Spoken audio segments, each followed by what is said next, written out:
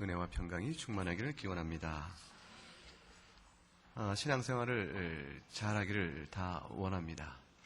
신앙생활을 잘한다는 것은 신앙이 무엇인지를 알아야 잘할 수 있는 것이죠. 그런데 그것은 생각보다 어렵지는 않습니다. 이해하기에. 그러나 그 이해를 자신의 마음속에 담아서 실제 영혼의 중심의 생명 양식으로 삼고 하나님의 말씀에 의탁해 살아가는 실제적인 훈련은 많은 시간이 필요로 합니다. 그리고 의지와 결단이 필요하고 위기 속에서 주를 의탁해가는 경험도 필요합니다. 그 모든 것의 중심은 무엇일까요? 신앙생활의 중심, 그가 과연 신앙생활을 잘했는지 못했는지 그를 판단할 수 있는 하나의 잣대, 핵심적인 기준, 본질, 그것은 무엇일까요? 그것은 곧 예수 그리스도입니다. 과연 그분이 그리스도를 얼마만큼 닮아갔는가에 알 수 있습니다. 우리가 신앙생활을 잘하고 있다면 우리 안에서 그리스도의 향기가 나와야 합니다. 내가 열심은 있는데 굉장한 열심으로 교회생활, 신앙생활을 하고 있는데 그런데 내 안에서 그리스도의 향기를 느끼지 못하고 있다면 나는 열심은 하고 있지만 무엇인가 핵심에서 벗어난 신앙생활을 하고 있는 것이죠. 우리의 주님이시여 우리의 생명의 주 되시고 우리의 부활의 능력이신 예수 그리스도, 그분께서 승천하셔서 보호해서 성령을 보내심으로 우리 안에 중생케 하시고 말씀을 깨닫게 하시고 순종케 하시는 일을 끌어가므로 그것은 곧 그리스도를 닮아가는 일 외에 다른 일로 신앙생활의 그 질적인 측면을 판단할 다른 기준은 없습니다. 그렇다면 우리가 어떻게 하면 예수 그리스도를 닮아갈 수 있겠습니까? 우리가 어떻게 하면 그리스도를 닮아갈 수 있을까? 이 질문도 매우 큰 질문입니다. 커다란 질문이지만 그러나 답변은 단순합니다. 그것은 곧 성경을 잘 아는 데 있습니다 라고 대답을 시작할 수가 있습니다. 왜 그렇죠? 성경의 중심은 곧 그리스도이시기 때문에 그렇습니다. 따라서 내가 신앙생활을 열심히 하는데 그리스도를 얼만큼 닮아갔는가, 그 열매는 오랜 시간 동안 드러나는 거기 때문에 얼른 우리가 판단하기 어려울 수 있고 동시에 또한 우리의 자연적인 성품이 있기 때문에 또는 이해관계가 엇갈려서 우리가 모든 일을 하나님이 보시듯 판단할 수 없기 때문에 나의 신앙적 양심은 선하지만 때로는 치우친 판단을 할 수 있는 것이 우리들입니다.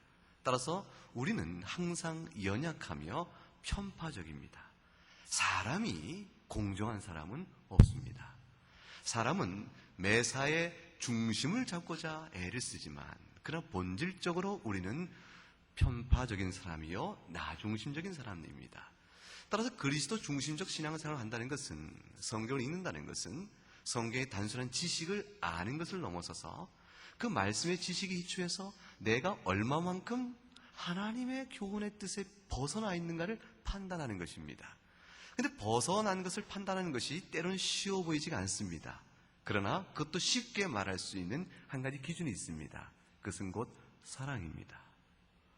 사랑의 원리에서 내가 얼만큼 떠나 있는가 아닌가로 그것들을 가늠해 볼 수 있습니다. 근데 이 모든 실천적 경건의 힘이 어디에서부터 비롯되어집니까? 성경의 이해 속에 있습니다. 성경은 우리 신앙의 알파요 오메가입니다. 전부입니다. 따라서 말씀을 사모하고 말씀 읽기를 좋아하며 말씀의 뜻을 궁구하고 그 깨달은 말씀을 심령에 담기를 사모하는 사람, 그 사람이어야 가능성이 높습니다. 훌륭한 신자요 주의 마음을 닮아갈 가능성이 높습니다. 오늘 본문 속에서 이 성경이 어떤 책인가 하는 것에 대한 중요한 내용을 가르쳐주고 있습니다. 19절을 보게 되면 이 성경을 가리켜서 19절에 또 우리에게, 그 다음에 뭐라고 되어 있습니까? 더 확실한 예언이 있다 됐습니다. 더 확실하다는 말은 비교급이죠? 그럼 무엇에 비교하여 더 확실하다고 설명하고 있는 것일까요? 그것은 그 앞에 나와 있는 내용과 맞물려 갑니다. 그 앞에 내용은 17절부터죠.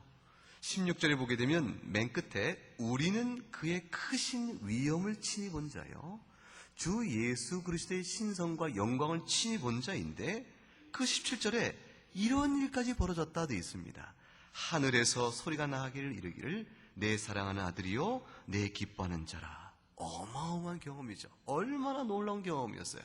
그 경험이 너무 좋아서 그것 외에 다른 것에 소망을 둘 여지가 없었기 때문에 주여 여기가 좋사오니, 지금 이 순간이 좋사오니, 우리가 낙원에 이르게 되어지면, 이 땅의 삶을 살고 낙원에 이르게 되면 아마 우리도 같은 얘기를 할 것 같아요. 그 경험입니다.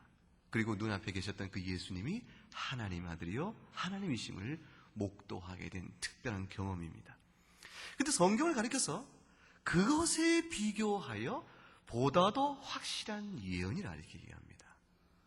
우리는 어떻습니까? 성경은 불확실해 보이고 예수님을 눈으로 뵈면 더 확실할 것 같다. 우리는 그렇게 생각을 하잖아요. 그래서 늘 얘기하지 않습니까? 주님을 한번 우리 보게 하옵소서. 그럼 제가 잘 믿겠습니다.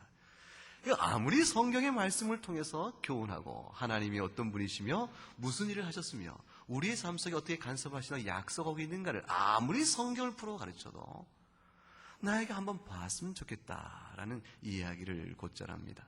확실한 것을 알고 싶은 것이죠. 근데 사도께서는 오늘 전혀 다른 관점을 제시해주고 있습니다. 성경이 오히려 더 확실하다. 근데 성경을 보니까 예수님이 변하신 이 사건뿐 아니라 성경에 어떤 기록들이 있습니까? 물리를 걸으신 사건, 오병이어의 사건, 대단하죠? 어마어마한 경험 아니겠어요? 심지어는 뭐죠? 죽은 나사로를 살리신 일. 예수님께서 하신 이적은 수없이 많아서 써도 부족하다 되어 있습니다. 물을 포도주로 바꾼 사건. 예수님은 항상 기적을 베풀 때마다 메시지를 담고 있었어요. 그건 표적입니다. 그걸 통하여 해석하고 깨달아야 될 메시지가 있었죠. 근데 기적 자체는 놀라운 일이지만 그 기적이 무엇을 뜻하는지를 확실히 이해하려면 무슨 도움이 필요합니까? 해석적 도움이 필요합니다. 그 해석적 도움이 어디에 기록되어 있습니까? 성경에 있습니다. 예수님이 행하신 일 자체에 대한 기록과 동시에 그것이 무엇을 뜻하는지에 대한 해석적 설명도 같이 들어 있습니다. 그걸 통틀어서 예언이라고 얘기합니다. 그런데 사람이 목도한 일은 이내 곧 잊어집니다. 목도한 일은 와전돼갑니다. 목도한 일은 이내 곧 흐릿해집니다. 왜 그렇습니까? 우리가 무지하며 죄 가운데 있기 때문입니다. 망각합니다. 우리가 부인합니다. 우리가 오류를 범합니다. 우리가 진리를 싫어하는 내적 성향이 있습니다. 따라서 우리는 들은 바요 경험한 바요 내가 만진 바라 할지라도 기록되지 아니하면 반드시 부패합니다. 그 모든 내용에 전달하면서 부패합니다. 전화놀이 해보신 적 있으시죠? 있잖아요. 이렇게 얘기하면 듣고 또 이렇게 말하고 그러는 거, 그 유튜브에 이렇게 하잖아요. 그 예수님은 하나님의 아들이시다. 그럼 저쪽은 뭐가 나옵니까? 뭐 이상한 얘기가 나오는 거 아니에요. 그래서 성경학교 또 해보래. 그 전화놀이 하나 해도 사람의 구전의 불안정성을 이해할 수 있습니다. 하나님이 은혜를 주셨습니다. 은혜를 주셔서 확실성을 보장하도록 하셨습니다. 그것이 무엇입니까? 성경입니다. 눈으로 목도하고 체험한 사건과 기록된 글 사이에 보다 더 확실성은 결국 성경은 변치 않는 진리를 담보한다. 진리의 불변적 전승을 담보합니다.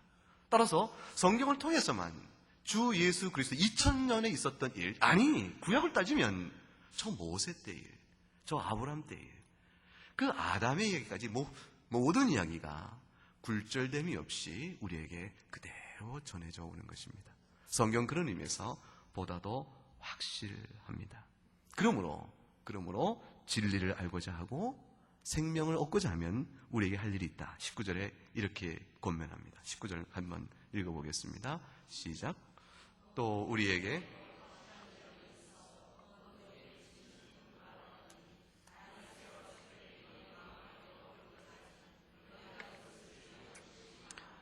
너희가 마땅히 이것을 주의하는 것이 그 아니라 그리하여야 한다고 말합니다. 우리는 어둡습니다. 세상도 복음에 대적하고 우리 자신도 어두운 심령입니다. 따라서 주의 복음을, 주의 진리의 말씀을 어두운 데 비추는 등불 같으니 마음에 떠오르기까지 그 진리가 이치에 깨닫고 각성될 때까지 주의 말씀에 힘껏 집중하라고 말합니다.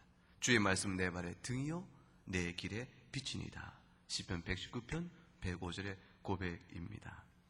여러분은 성경을 읽으면서 성경이 깨달아지는 그런 경험을 해보신 적 있으세요? 있으시죠? 우리 다 있잖아요, 그렇죠?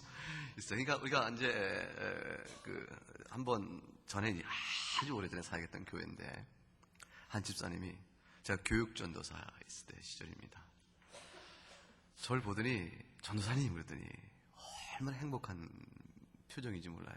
너무 기쁜 표정에 무슨 일이 있으셨어요? 그랬더니 전 너무 좋아요.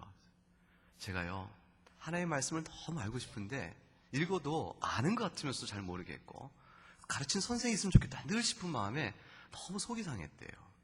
그래서 오랜 동안 새벽마다 주님께 기도했답니다. 하나님 좀 말씀을 좀 알고 싶은데 방법도 없고 선생도 마땅치 않고 교회 나서 일일이 교육자를 쫓아다닐 수도 없고 독선생 붙여주세요. 그러다가 하나님께서 알려주세요라고 기도하고 기도를 했답니다. 근데 저 응답 받았어요 라는 거예요. 어떤 일인데요. 제가요 어젯밤에 저녁 물리고 나서부터 성경을 오랜 동안 평소에 읽던 대로 읽기 시작했는데 말씀이 달게 들어오기 시작하더래요. 그래서 제가 한밤을 꼬박 새웠습니다. 그런데요 진짜 중요한 것은 새벽 무렵에 고린도 후서의 전서에 이르렀을 때 고린도 전서에 이르렀을 때 갑자기 길이 숲에서 쫙 열어지듯이 성경의 말씀이 쪼개져 열리듯 그 어려움이 없이 그냥 슉 익히는 경험을 한 거예요. 자기가 아는 것이 제가 아는 것이 다 충분한 해설은 아니겠지만 저에게는 하나님께 기도하면 성경을 쓰신 성령께서 내가 마땅히 할 바를 내 안에 계신 성령께서 또한 가르쳐 주시는 사실을 저는 경험했습니다. 그게 고백이었습니다. 성경의 저자는 누구십니까? 성령님이십니다. 우리 안에 계신 주인은 누구십니까? 성령님이시죠. 한 분께서 기록하시고 읽게 하시고 깨우쳐 주십니다. 물론 이것은 오래된 옛글이요 또 해석이 많이 필요합니다. 왜냐하면 성경은 단편적일 것이 아니요 창세부터 계시록까지 전체적인 조화 속에서 읽어야 합니다. 또 이건 굉장히 구조적인 이해가 있어야 되고 그 구조적인 이해는 개인의 단순한 학습을 넘어서는 총체적인 지식 체계가 좀 필요하기도 합니다. 따라서 긴 시간의 성경적 학습이 필요합니다. 이것이 잘못되어지면 오해를 낳을 수가 있기 때문이죠. 그런 부분들은 어떻게 되어집니까? 먼저 학습한 이해할 만한 선생들의 도움을 받아서 조정해 가면 됩니다. 그러나 우리의 영혼을 살찌우게 필요한 내 영혼이 살아야 되기 때문에 필요한 영의 양식은 하나님께 구하면 주십니다. 누구라도 먹을 수가 있습니다. 또 누구라도 교회가 가르치는 것과 자신의 성경을 읽은 것과 다른데 싶은 생각을 가질 수 있습니다. 그럼 묻는 것입니다. 제가 읽긴 이런데 교회 가르침이 이러하니 어떠하십니까? 조정이 가능합니다. 제가 이걸 몰라서 이렇게 되었군요. 가르침을 받습니다. 그런데 어느 때는 교회가 틀릴 수도 있는 겁니다. 그게 언제 그랬습니까? 종교 개혁입니다. 하나님께서 은혜 주시니 교회가 오랜 전승 속에서 구전이죠.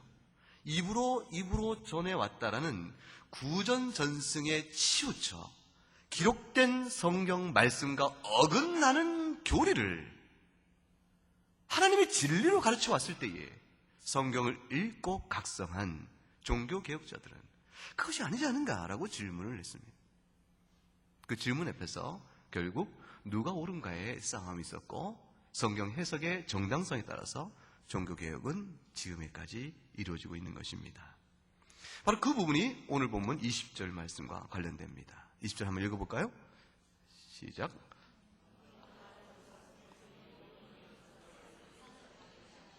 경의 모든 예언은 사설에 풀 것이 아니다. 이게 이 말씀이죠. 이 말씀은 흔히들 이렇게 생각됩니다. 천주교에 가게 되면 이 말씀 본문으로 이렇게 얘기합니다. 예언은 성경 말씀은 사설에 풀 것이 아니므로 교회가 가르쳐주고 정한 바 이외에는 넘어가서는 안 된다. 이렇게 얘기합니다. 그런데 교회가 정한 바 이상을 넘어가지 말라라는 말은 안정적 측면에서 개인이 임의로 해석하다가 잘못된 것을 경계하여 하는 말씀이라면 그 말씀은 일정 부분 정당성을 갖고 필요한 말씀입니다. 그런데 만일 교회가 잘못되고 있는데 예를 들어서 마리아가 죄 없이 하늘에 그대로 올라갔다. 마리아는 죽음을 보지 아니하였다. 이렇게 가르치고 있으면 성경 교훈에 합당합니까? 사람이 죽으면 낙원과 지옥으로 그 영혼이 가는 것이 아니요, 음부와 낙원으로 가는 것이 아니요, 사람이 죽으면 연옥에 이르게 된다. 연옥에 이르러서 이 땅에 살면서 자신이 스스로 범한 자범죄들을 씻어야 한다. 이게 성경의 가르침에 합당합니까? 틀리죠. 우리가 만일 구원을 받고자 하면 예수 그리스도를 믿음으로 구원받는 것이 아니요, 그 믿음에 따르는 행위의 조건이 우리에게 필요하다. 이렇게 말하면 그게 성경의 이치에 합당합니까? 그렇지 않죠.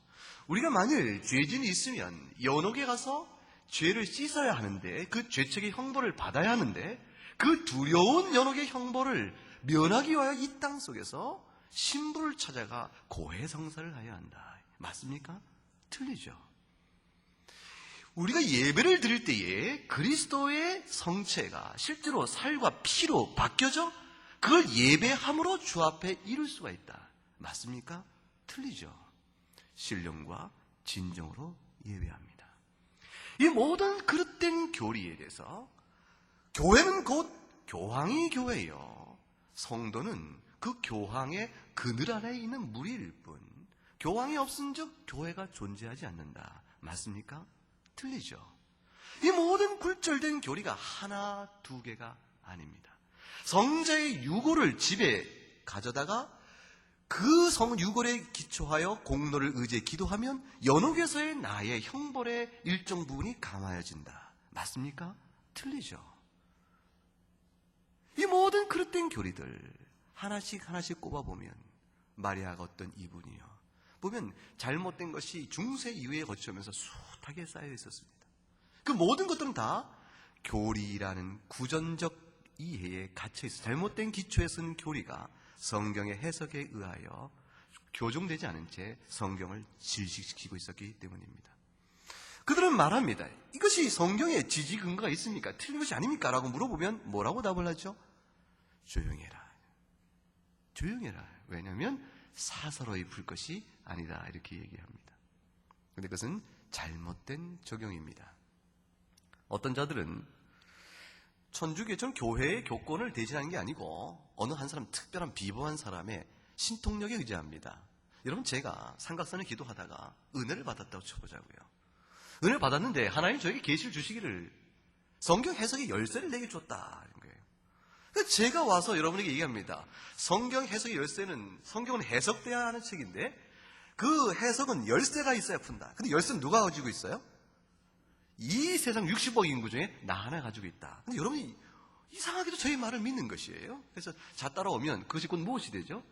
이단이 되어집니다. 이단은 그것입니다. 성경 해석의 키가 자신에게 있다고 주장할 경우, 내게만 있다고 주장할 경우 그것이 곧 이단이 되어집니다. 따라서 이단은 한결같은 공통점이 있습니다. 그들이 왜 이단이냐면 타 종교가 아니요 이단인 까닭은 무엇 때문이죠? 성경을 경전으로 쓰기 때문입니다. 성경을 경전으로 쓰는데 성경 외에 항상 붙어있는 책이 있습니다. 이 책은 교주의 말씀입니다. 이 교주의 말씀에 입각하여 이것을 재해석합니다. 그것이 이단입니다. 어떤 이단이든지 동일한 패턴을 따라갑니다. 여호와의 증인이 그런 것이요, 신천지가 그런 것입니다. 어떤 것이든지 그렇습니다. 다 사서로이 풀 것이 아니요 나 교주인 나의 신통력에 의하여 풀 것이니라. 그 말을 믿으면 이단이 되어집니다. 다 잘못된 해석들입니다. 그럼 바른 이해는 무엇입니까? 사서로이 풀 것이 아니요 라는 말씀의 바른 뜻은 무엇일까요? 그것은 적어도 두 가지 정도의 해석이 가능해집니다. 첫째, 어떤 예언도 사람이 임의적인 자기 소견에 따라 풀면 안 된다라는 뜻 한 가지 있을 수 있습니다. 임의적인 자기 소견대로 내 생각에 이건 이렇게 푸는 것이 맞는데 라고 임의적인 자기 소견대로 풀어서는 안 된다. 왜 그럴까요? 그 이유가 한 가지가 있습니다. 아주 중요한 이유가 있습니다. 그것이 바로 21절에 나옵니다. 그런데 또 한 가지, 잠깐 좀 이따요. 또 한 가지가 있죠. 사설에 풀 것이 아니다. 이 말에 대한 또 한 가지 의미가 있습니다. 그것은 무엇이냐면 어떤 예언이든지 모든 예언은 누가 말했죠? 예언을 이것을 기록하고 예언을 말하신 분은 누구죠? 선지자요, 곧 예언자죠. 그렇죠? 어떤 선지자도 자기 소견에 따라서 임의로 자기 생각을 풀어낸 것이 아니다. 이렇게 해석될 수 있어요. 그러므로 보세요. 어떤 예언도 임의적인 해석을 쫓아 풀어지는 것이 아니니라 이렇게 볼 수도 있고, 또 한 가지는 뭐죠? 어떤 예언도 예언자가 자기의 소견에 따라 임의로 해석하여 낸 것이 아니라 이렇게 볼 수가 있습니다. 그 두 개는 사실은 비슷한 얘기입니다. 왜냐하면 원리적으로 그 다음 21절의 말씀에 근거해서 그런 말이 나오기 때문입니다. 21절을 한번 읽어보시겠습니다. 시작. 예언은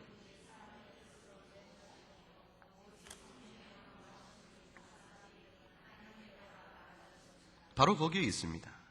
예언은 사람의 뜻으로 낸 것이 아니고 오직 성령의 감동을 입은 사람들이 하나님께 받아 말한 것이므로 그 예언은 선지자들조차도 이 예언을 기록한 이사야 선지자, 예레미야 선지자, 그 누구라도 그 선지자조차도 임의로 말하여 예언을 적은 것이 아닙니다.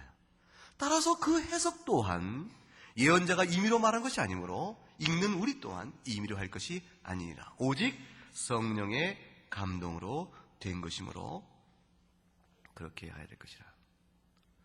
참 교회가 어지럽습니다. 교회가 어지러운 것이 아니고 교회에 속한 기독교 환경, 이 문화가 어지럽습니다.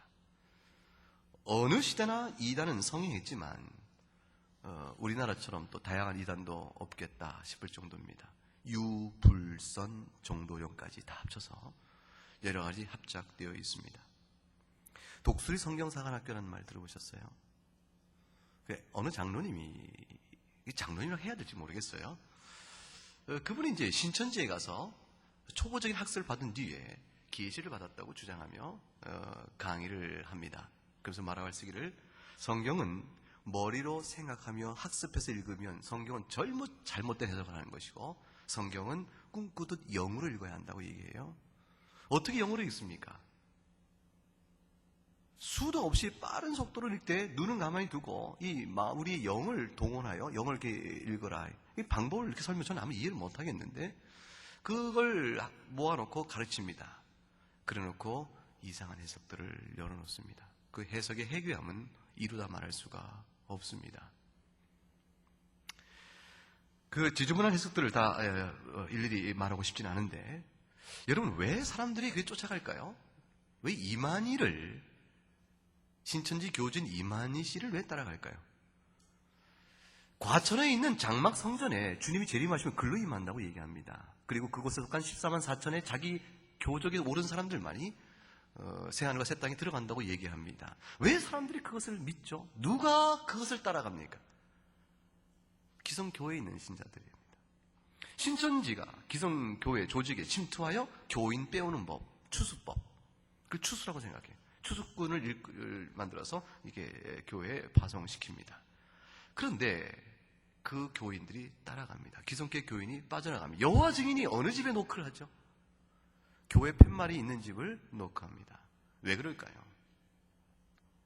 기성교회 안에 있는 사람들이 성경에 대한 상식적인 몇 가지 기초 이해가 있기 때문에 그것을 꽤 맞추면 미혹당하기 쉽기 때문에 그렇습니다. 결국 미혹당한 것은 누구의 책임입니까? 우리 자신의 책임입니다.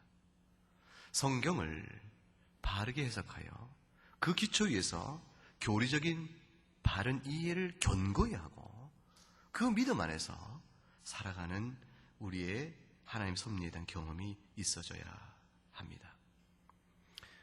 비단 교우들 사이 속에서의 미혹의 역사만 있는 것이 아니고 오늘날에는 소위 성경을 깊이 연구하는 신학자들 가운데서도 오류의 문제는 가득 쌓여 있습니다. 성경의 해석을 하고 성경의 연구가임을 자처하는 사람인데 그자가 교수이건 어떤 박사학위를 갖고 있건 그들이 만일 성경이 영감된 말씀이요 성령께서 쓰신 그이란 이 전제를 떠나서 성경을 해석하고 있으면 그는 필연코 잘못된 해석으로 따라가게 되어집니다. 왜냐하면 창세기부터 계시록까지의 성경의 통일성을 부정하기 때문에 그렇습니다. 만약 이것이 성령께서 쓰신 것이 아니면 이 성경의 66권이 어떻게 해서 통일성을 가질 수가 있겠습니까? 여러분, 저희가 성경을 해석하죠? 베드로 사도께 성경을 해석합니다. 그 예수님께 성경은 제시하셨습니다. 모든 신약 성경은 철저히 무엇에 기초하여 성경을 해석하나 합니까? 구약입니다. 그 해석의 근거와 이유는 무엇일까요? 같은 계시의 말씀이기 때문에 그런 것입니다. 통일성이죠. 그 통일성을 가능케 하는 원리는 무엇일까요? 성령님이 쓰셨기 때문에 그렇죠. 근데 성령의 영감을 부정하면 그와 같은 성경 해석의 접근이 불가능합니다. 그러면 편편히 쪼개지며 편편히 쪼개질 뿐만 아니라 성경이 쓰여진 시대와 상황에 따라서 성경 의미는 각기 해석돼 나가야 합니다. 결국 복음의 진리가 훼손되기 시작합니다. 오늘날 그런 이야기를 여러분은 신문과 메시지를 통해서 종종 듣게 되어집니다. 예언은 사람이 뜻을 낸 것이 아닙니다. 우리 이 시대에 우리가 성경을 더해갈 수 있을까요? 우리가 한번 화평교회가 믿음이 열심히 있어서 우리가 한번 지혜를 모아보자고요. 지금부터 우리가 40일 금식하면서 주여 주의 말씀 위에 더할 것이 있나이다. 이 광우병 사태에 대해 우리가 성경의 말씀 무엇을 말하겠습니까? 주여 제시를 주시옵소서라고 지혜를 모으고 기도한 다음에 우리가 글을 적어서 갖다 붙이면 67권이 되어집니까? 말하자면 시대마다 성경이 그렇게 해서 더해졌다라고 이야기를 합니다. 거짓된 주장입니다. 오늘 이 시대에 신앙은 그리스도의 복음을 지키는 것은 성경관을 분명히 갖는 것에서 그것 외에 다른 아무것도 없습니다. 이 믿음 위에 확고히 서시기 바랍니다. 지난 주일에도 우리는 SBS 얘기를 했는데 오늘도 이어질 것이고 앞으로도 계속 이어질 것입니다. 그들은 비교종교학적, 문화인류학적 몇 가지 흩어진 같은 내용을 가지고 자기 임의대로 그걸 꾀에 맞춰서 읽는 그걸 시청하는 사람들 가운데 연약한 자를 미혹할 것입니다. 다 잘못된 것입니다. 웨스민스터 신앙 고백서에 성경에 관해서 이와 같은 고백된 내용이 있습니다. 오늘 설교 결론으로 여러분에게 읽어드립니다. 제1장 성경 9항에 이렇게 기록되어 있습니다. 성경 해석상 오류를 범하지 않는 방법은 오직 성경은 성경으로 해석하는 것이다. 그러므로 어떤 성경 구절에 참되고 온전한 뜻을 찾는 데 있어서 만일 어렵다면 그 뜻을 보다 더 명백하게 드러내는 어떤 성경 구절을 기초로 풀어가는 것이 마땅하다. 명백한 것으로 어려운 것을 푸는 것입니다. 어려운 것으로 명백한 것을 뒤집는 것이 아닙니다. 이단은 왜 이단으로서의 능력을 갖습니까? 쫓는 사람들은 들어봤어? 그 어려운 성경 해설? 그거를 얼마나 잘 쪼개는지 몰라. 이렇게 가면서 따라가게 되어지면 잘못된 것입니다. 시황에 가게 되면 모든 종교적 논쟁이나 모든 회의의 결론이나 옛날 성경 해석자들의 의견이나 사람들의 교훈이나 영들을 검토하여 시험하는 데 있어서 최고의 심판자는 성경으로 말씀하시는 누구시다? 성령이시다. 6항에 이렇게 되어 있습니다. 하나님의 영광, 인간의 구원, 그리고 신앙과 실생활에 필요한 하나님의 모든 지혜와 진리는 성경에 명백히 기록되어 있다. 아니면 필연적이고 좋은 추론에 의하여 그것을 성경에서 끌어낼 수 있는 것이다. 그러나 성경에는 성령의 새로운 계시나 인간의 유전을 언제든지 더하지 못한다. 이 믿음 위에 성경을 읽는 것입니다. 성경을 사사로이 풀 수 없다. 이 말씀의 뜻은 각각 개개인이 성령의 인도하심을 따라 성경을 읽고 깨달을 수 없다는 뜻이 아닙니다.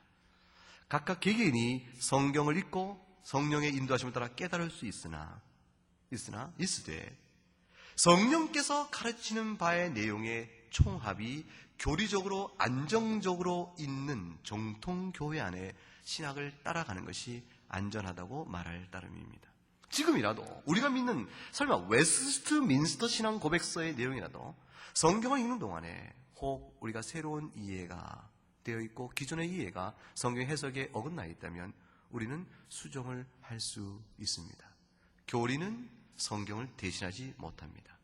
성경은 성령께서 일깨워주고 우리에게 바른 해석을 열어주는 범위에서 계속 교리는 수정될 이유가 있기 때문입니다.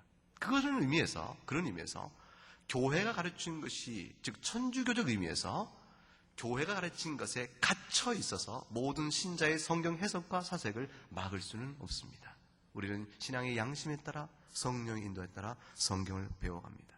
제가 지금까지 성경을 배우고 신학을 공부한 모든 결론은 이미 우리에게 종교개혁 이후에 주신바된 성경 해석과 교리에 충실한 이해를 갖고자 하는 것이 성경 해석에 가장 정확하며 안전하다는 것입니다.